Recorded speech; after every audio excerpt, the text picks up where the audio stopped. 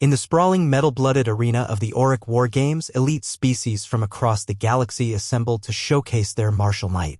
Battle-scarred champions from the Krax Dominion, psionic warriors of the Serati Mind Clans, and even the ancient flame dancers of Thor and Prime gathered in their finest ceremonial armor forged from neutronium, folded space-time alloys, and gravity-weaved silks. And then came the human, clad in dull gray plates that looked like industrial scrap. His name, Lieutenant Mason Briggs. The crowd snorted and clicked their mandibles in amusement. The announcer's voice crackled over the wideband. Representing the Sol system, the human, wearing what appears to be a portable coffin. Laughter echoed across the arena. The Krax warlord stomped forward, his exoshell pulsing with anti-kinetic fields. Is this a joke, fleshling? That's not armor, that's rust. Briggs didn't answer. He only rolled his shoulders, his suit letting out a low, metallic groan as it adjusted its internal systems. The match began.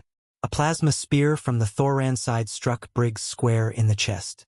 The laughter died instantly. The blast should have turned him into a red mist. Instead, it dispersed across his armor, absorbed with a strange hiss, leaving only a blackened mark. The armor, they learned too late, was smart carbon honeycomb composite, developed in underground labs during Earth's war with AI-led asteroid clans. Self-repairing, heat-diffusing, kinetically stubborn.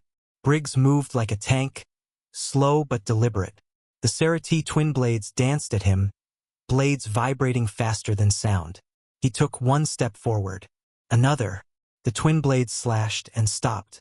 Not because they couldn't move, but because the armor learned the attack pattern.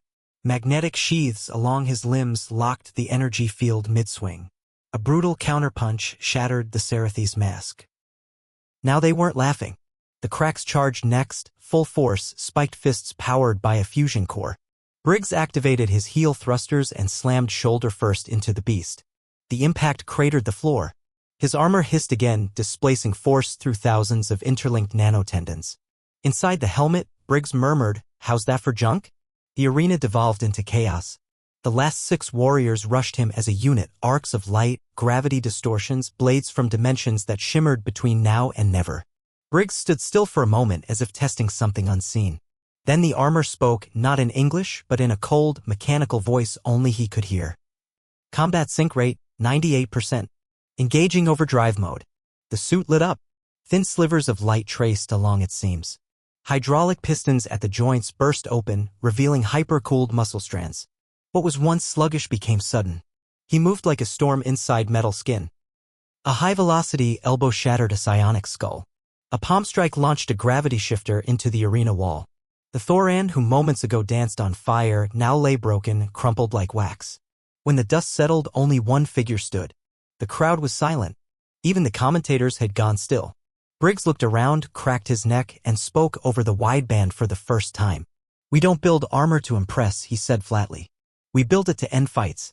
Later that cycle, across thousands of planets, military academies rewrote their training manuals. Entire species reviewed their armory budgets. And in backwater bars of the galaxy, you'd hear the story whispered with awe.